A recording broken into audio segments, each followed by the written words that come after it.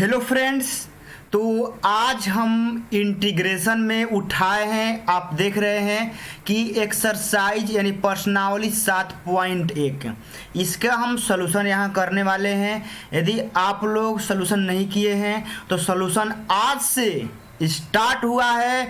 आप लोग यहाँ से अब तैयारी को एक नया मोड़ आप लोग दे सकते हैं। आप लोग के यदि खून में यानी रगों में खून नहीं जुनून दौड़ता है तो क्वेश्चन धुआं छोड़ेगा, धुआं एग्जाम में आप लोग आग लगाइएगा। बस यहाँ से स्टार्ट करते हैं। हम लोग को बस इतना याद रखना है कि एग्जाम में क्वेश्चन कैसा भी आए, बस उसको ऐसा बर्बाद करना है, ऐसा बर्बाद करना है कि वो भी सोचे कि किससे टकराया है।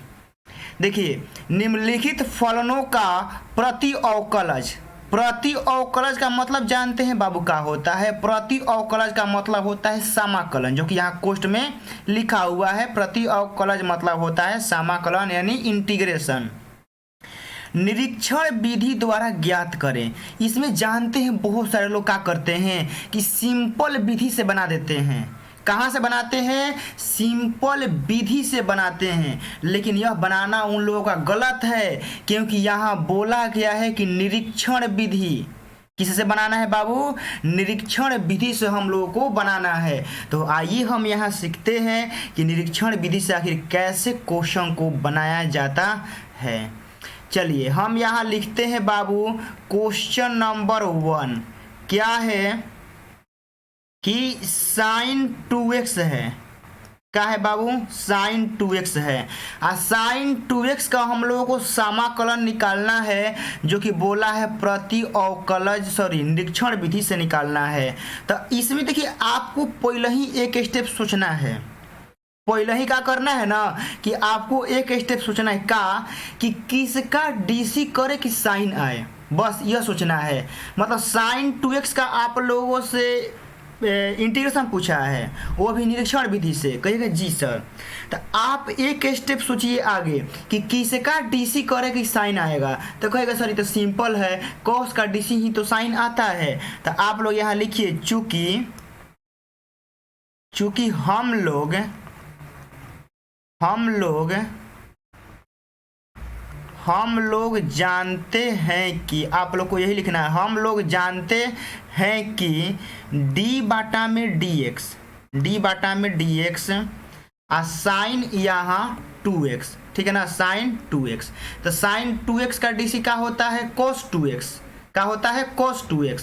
लेकिन हम लोगों को यह नहीं लेना है, हम लोगों को कौन लेना है? हम लोगों को साइन लाना है। तो हम लोगों को उल्टा लेना पड़ेगा, यानी cos 2x लेना पड़ेगा। क्या लेना पड़ेगा बाबू? cos 2x। क्या है? cos 2x का ही डीसी ना साइन आएगा। तो cos 2x का डीसी क्या होता है? माइनस का साइन 2x इंटू 2, यही ना होता है। इसके बाद -2 को कहाँ लाएंगे? बाटा में लाएंगे इधर। कहने का मतलब है कि 1/2 d बाटा में dx यहाँ cos 2x, ठीक है, यहाँ माइनस का साइन 2x हो गया ना। आप फिर बताइए, ये दो खाली बाटा में ले गए हैं, माइनस अभी जेव कहते हैं, तो माइनसों को हम लेके चले जाते हैं। तो क्या होगा? माइनस का 1/2 d बाटा में dx यहाँ हो जाएगा cos 2x, यहाँ हो जाएगा बाबू लोग साइन 2x, हो गया ना। अब यहाँ लिखेंगे कि दोनों साइड, क्या लिखेंगे? रुकिए 1 मिनट, अभी नहीं, अभी रुक जाइए। ई dx को क्या करिए ना कि ई dx को आप लोग यहाँ गुना कर दीजिए, इधर क्या कर दीजिए? गुना कर दीजिए। तो हमारा क्या हो जाएगा? -1/2 d हमारा यहाँ cos 2x बराबर में हो जाएगा साइन 2x dx, हो जाएगा ना। अब यहाँ लिखेंगे हम कि दोनों तरफ इंटीग्रेशन करने पर, क्या लिखेंगे बाबू? दोनों तरफ इंटीग्रेशन करने पर, ठीक है ना, दोनों तरफ इंटीग्रेशन करने पर। तो अब देखिए, दोनों तरफ इंटीग्रेशन करेंगे तो क्या होगा बाबू लोग? -1/2 आ डी यहाँ cos 2x आ dx आ यहाँ इंटीग्रेशन sin 2x आ dx हो गया ना। तो अब देखिए ई वाला जो है ना, ई वाला पार्ट इसको पहले लिखते हैं। तो इंटीग्रेशन हमारा sin 2x आ dx हो गया, ठीक है। ई माइनस 1/2 को हम बहरी कर देते हैं, कहाँ कर देते हैं, बहरी, -1/2 आ डी हमारा cos 2x आ dx हो गया। अब देखिए इंटीग्रेशन sin 2x आ dx हो गया, माइनस का 1/2 आपको देखिए डी के साथ है। आप लोग को यहाँ एक चीज़ दिखाते हैं कि डी के साथ क्या लगा है, cos 2x। ध्यान समझिएगा, डी के साथ क्या लगा है, cos 2x। तो आप लोगों को यहाँ फार्मूला में हम पढ़ाए थे, आप लोग हम फार्मूला में पढ़ाए थे कि इंटीग्रेशन dx रहता है तो क्या होता है, x होता है। मतलब कहने का मतलब कि d के साथ जो रहता है ना वही आंसर हो जाता है। तो यहाँ d के साथ क्या है, cos 2x। तो हम यहाँ लिखेंगे cos 2x लिखेंगे ना, आप प्लस का क्या देंगे, c देंगे। आप लोग यह मत समझिएगा ना कि x का गुणांक 2 है तो 2 बाटा में लिखेंगे, नहीं, d के साथ जो रहता है ना वही आंसर हो जाता है। तो d के साथ क्या है, cos 2x, तो cos 2x हमारा हो गया। तो यहाँ हमारा हो गया इंटीग्रेशन sin 2x आ dx, आ यहाँ हमारा हो गया माइनस का cos 2x बाटा में 2 आ प्लस का c। यही आपका बाबू निरीक्षण विधि है। मतलब निरीक्षण विधि से आएगा ना तो आपको ऐसे बनाना पड़ेगा, तब आपको फुल मार्क्स मिलेगा, समझ गए ना। इस विधि से आप लोग बनाइएगा तभी आप लोगों को कुछ भला होगा। तो आप लोग यहाँ से इसका स्क्रीनशॉट ले सकते हैं, या आप लोग को बनाने का मन होगा तो आप लोग बना सकते हैं। तो क्वेश्चन नंबर 1 बाबू हमारा हो गया। ऐसे ही निरीक्षण विधि से बनाया जाता है। चलिए यहाँ आते हैं बाबू। अब यहाँ हमारा देखिए क्वेश्चन नंबर 1 क्या है, कंप्लीट है। अब आते हैं क्वेश्चन नंबर 2 पे, यानी cos 3x। तो क्या cos 3x आप लोग अपने मन से नहीं बना सकते हैं, सेम टू सेम है। cos 3x आपका सेम टू सेम है बाबू। तो आप लोग को ही देते हैं हम HW में, एकदम सेम टू सेम है, बनाइएगा, आप लोगों से बनेगा। हम चलते हैं क्वेश्चन नंबर 3 यानी e के पावर 2x वाला हम लोग समझते हैं। चलिए तो हम यहाँ देखते हैं बाबू क्वेश्चन नंबर 3 का दिया है e के पावर 2x। तो इसमें आपको क्या बताए हैं, हम एक स्टेप आगे सोचना है, किसका डीसी करें ना कि ई आए। तो आप लोग कहिएगा सर e के पावर x का डीसी करेंगे तो e के पावर x से आता है, तो हम e के पावर x से करेंगे। तो बिल्कुल, तो आप लोग यहाँ लिखिएगा कि चूँकि हम लोग जानते हैं, चूँकि हम लोग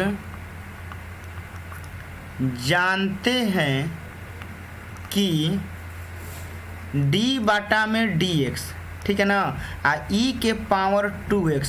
तो e के पावर 2x का डीसी क्या होता है, 2 इंटू ई के पावर 2x होता है ना। तो लेकिन हमारे तरफ जो फंक्शन दिया गया है वह क्या दिया है, e के पावर 2x, 2 तो नहीं दिया गया है ना। तो 2 को कहाँ लाएंगे, बाटा में लाएंगे। तो 1 बाटा में 2 इंटीग्रेशन नहीं, 1 बाटा में 2 d बाटा में dx आ e के पावर 2x बराबर यहाँ e के पावर 2x हो गया। अब dx को e वाला इसमें हम क्या करते हैं बाबू, गुना करा देते हैं। तो 1 बाटा में 2 d बाटा में dx, सॉरी dx तो गुना होगा ना, तो d, रुकिए d को भी हटाते हैं, d आ e के पावर 2x बराबर हमारा हो जाएगा e के पावर 2x और dx। इतना हो गया। इतना करने के बाद हम यहाँ लिखेंगे कि दोनों तरफ लिखना पड़ेगा, दोनों तरफ इंटीग्रेशन करने पर, दोनों तरफ इंटीग्रेशन करने पर, तो दोनों तरफ इंटीग्रेशन लगाइएगा। तो इंटीग्रेशन 1 बाटा में 2 और डी ई के पावर का हो गया 2x आ इंटीग्रेशन ई के पावर 2x और dx हो गया। अब देखिए 1 बटा 2 अचर है तो इसको बाहरी कर दीजिए आ इंटीग्रेशन ई, सॉरी पहले डी है तो डी ई के पावर 2x बराबर यहाँ इंटीग्रेशन ई के पावर 2x और dx हो गया। अब देखिए बाबू लोग यहाँ फिर से हम लिखते हैं कि 1/2 इंटीग्रेशन डी ई के पावर 2x बराबर इंटीग्रेशन ई के पावर 2x और dx, यह हमारा है। अब यहाँ के बाद देखिए बाबू ई वाला पार्ट को थोड़ा हम पहले लिख देते हैं, इंटीग्रेशन ई के पावर 2x और dx बराबर 1/2 इंटीग्रेशन डी ई के पावर 2x हो गया। इंटीग्रेशन ई के पावर 2x dx बराबर 1/2 और डी के साथ जौन रहता है वही बाबू आंसर हो जाता है। तो ई के पावर 2x प्लस हमारा सी आंसर हो जाएगा। तो फाइनली हमारा आंसर हो गया कि ई के पावर 2x और dx का इंटीग्रेशन हो जाएगा ई के पावर 2x बटा में 2 प्लस का सी। तो आप लोग यहाँ ऐसे आंसर लिख देंगे। देख रहे ना कितना बढ़िया से बन रहा है। इसी तरीका से आपका बनाया जाता है निरीक्षण विधि द्वारा समाकलन।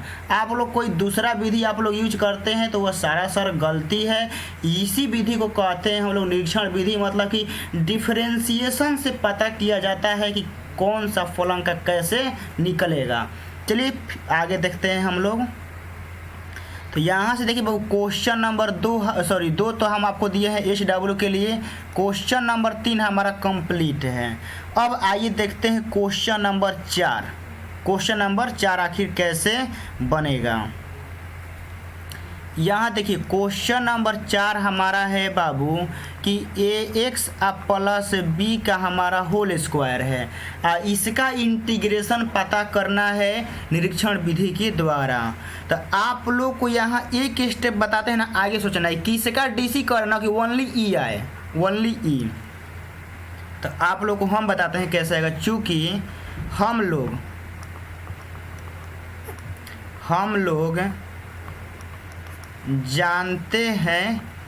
लोग जानते हैं कि देखिए आप लोगों को यहाँ एग्जाम्पल हम बताते हैं, ठीक है ना, कि डीसी में क्या होता है ना कि डी बाटा में dx x के पावर n का फॉर्मूला होता है n इंटू एक्स के पावर n-1। क्या होता है n-1। देखिए हमको n-1 लाना है तो हमको इससे एक ज़्यादा लेना पड़ेगा। क्या लेना पड़ेगा?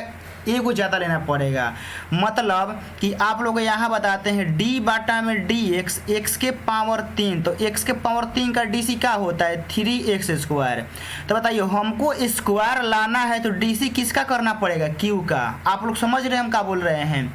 हमको स्क्वायर लाना है तो dc किसका करना पड़ेगा? q का। तो उसी तरह यहाँ फलन का लाना है x², फलन लाना है ना x², तो dc किसका करेंगे? q का। तो उसी तरह यहाँ d बाटा में dx और यहाँ जो आपका लिखा हुआ है ax, ठीक है ना, ax प्लस b का पावर हमको 3 लेना पड़ेगा तभी ना 2 आएगा।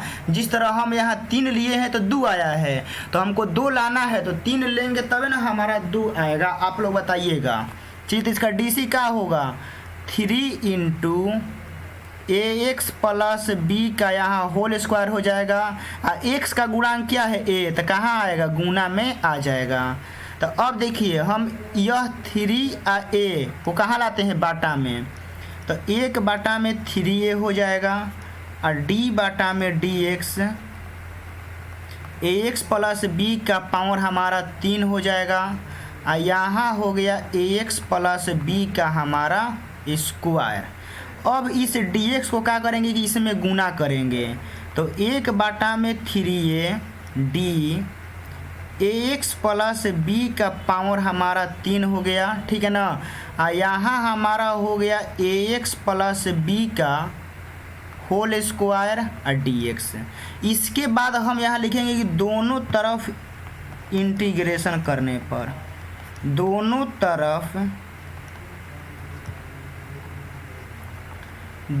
तरफ इंटीग्रेशन करने पर यह चीज़ हमको लिखना पड़ेगा।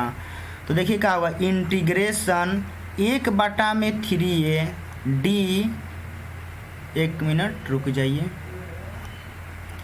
ax प्लस b का पावर 3, ठीक है ना। यहाँ इंटीग्रेशन ax प्लस बी का यहाँ स्क्वायर यहाँ हो जाएगा dx। तो यह 1/3 ये क्या है, अचर है, तो इसको बाहरी कर देते हैं। इंटीग्रेशन आपका ax प्लस बी का पावर 3 हो गया, यहाँ d लगा हुआ है। यहाँ इंटीग्रेशन आपका ax प्लस बी का यहाँ स्क्वायर यहाँ का हो गया dx हो गया ना। अब इसके बाद देखिए बाबू हम यहाँ इस साइड में समझते हैं। चलिए देखिए ई वाला जो पार्ट है ना, ई वाला पार्ट जो अभी हम यहाँ देखिए ऐसे घेर रहे हैं, ई पार्ट को पहले लिखते हैं। तो यहाँ ax प्लस बी का होल स्क्वायर और dx 1/3a integration d ax plus B का पावर क्या है, 3 है। आप लोगों को शायद दिखाई दे रहा होगा, देखिए। तो इंटीग्रेशन ax प्लस बी का होल स्क्वायर यहाँ dx करते हैं और 1/3a देखिए d के साथ जो रहता है ना वही आंसर हो जाता है। क्या रहता है, वही आंसर हो जाता है। तो ax प्लस बी के पावर में 3 और प्लस का c, यही हमारा आंसर हो जाएगा।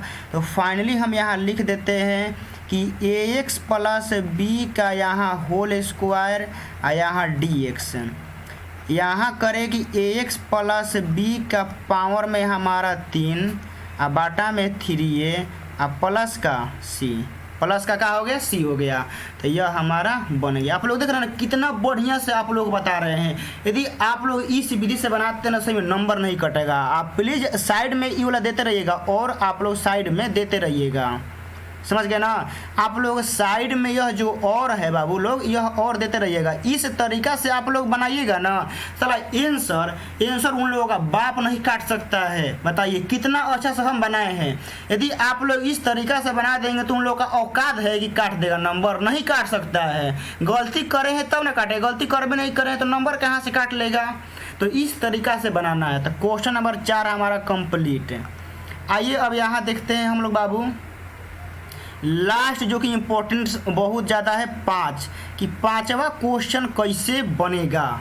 ठीक है ना, 5वां क्वेश्चन कैसे बनेगा तो आप लोग देखिए हम यहाँ बनाते हैं कैसे बनेगा।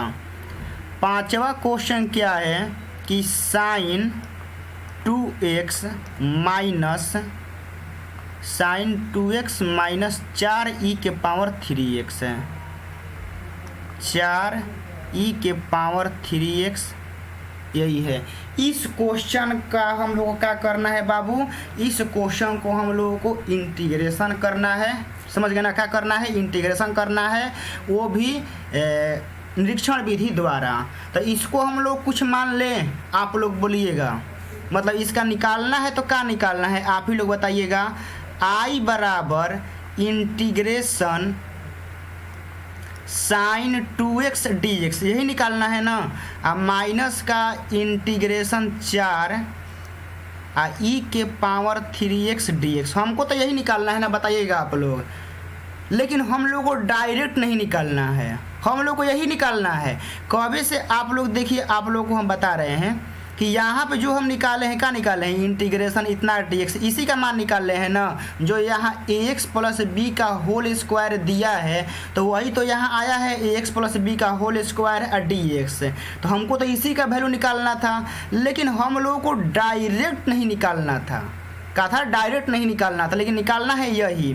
तो इसको हम लोग मान लेंगे समीकरण 1। क्या मान लेंगे, समीकरण 1। ई वाला जो है ना, ई वाला, इसको मानेंगे हम लोग I1। क्या मानेंगे, I1। इसको क्या मानेंगे, I2। मतलब यहाँ देख रहे हैं, मान रहे हैं, माना, ठीक है ना। यहाँ हम क्या मान रहे हैं, माना कि I1 बराबर साइन 2x। हम यहाँ मान लेते हैं कि I1 बराबर क्या है, साइन 2x है। इधर हम मान लेते हैं कि माना I2 बराबर e के पावर 3x। हम इतना मान लेते हैं। अभी तक कोई समस्या, कोई परेशानी आप लोगों को नहीं होगा। चलिए यहाँ से हम लोग करते हैं, चूँकि उसी तरह बनाइए। हम लोग जानते हैं, हम लोग जानते हैं कि डी बटा में D x cos 2x dx। तो कॉस 2x dx का क्या होता है बाबू, माइनस का साइन 2x गुना 2 होता है। तो इसको बाटा में ला दीजिएगा तो माइनस का 1 बटा में 2 और डी बटा में dx हमारा क्या हो जाता है, कॉस 2x। यहाँ हमारा हो जाएगा साइन 2x। ई dx को इसमें हम गुना कर देते हैं तो माइनस 1 बटा में 2 और डी कॉस 2x बराबर हमारा हो जाएगा साइन 2x और dx हो जाएगा ना। यहाँ सब क्या करते हैं कि लिखना पड़ेगा कि दोनों तरफ इंटीग्रेशन करने पर। तो आप लोग यहाँ लिखिए दोनों तरफ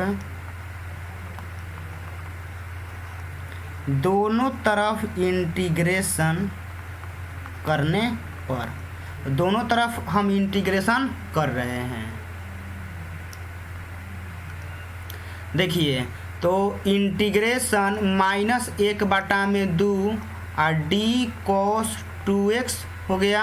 यहाँ इंटीग्रेशन साइन 2x और dx हमारा हो गया। माइनस 1 बटा 2 को बाहरी करते हैं, यहाँ डी कॉस 2x यहाँ इंटीग्रेशन साइन 2x और dx। तो अब देखिए इसको पहले लिखते हैं, इंटीग्रेशन साइन 2x dx बराबर माइनस 1 बटा में 2 यहाँ कॉस 2x प्लस का c1 कर देते हैं। क्या करते हैं, c1। क्या करते हैं, c1 इसलिए कि इसको हम i1 माने हैं तो जो अचर होगा कौन आएगा, c1 आएगा ना c1। अब चलिए ई वाला को बनाते हैं, चलिए यहाँ इसको भी लिखिए, चूँकि हम लोग जानते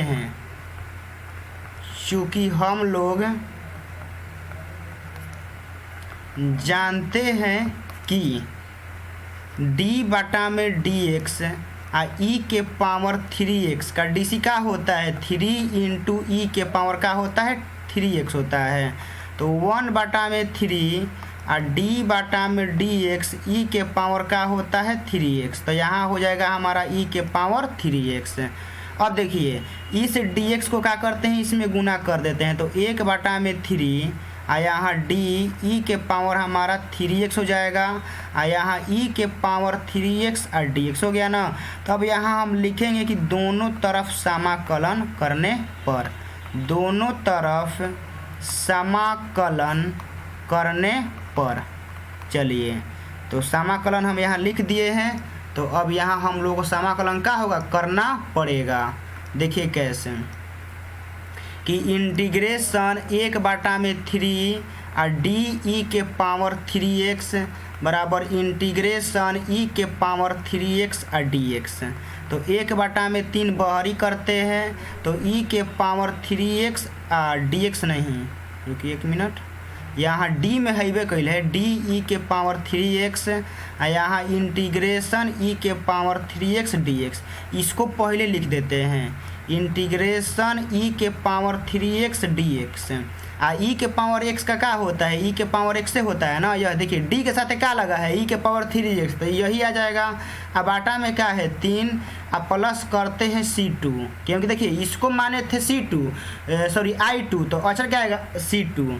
तो इसको हम मान लेते हैं समीकरण 3, ठीक है ना। इसको मान लेते हैं समीकरण 2।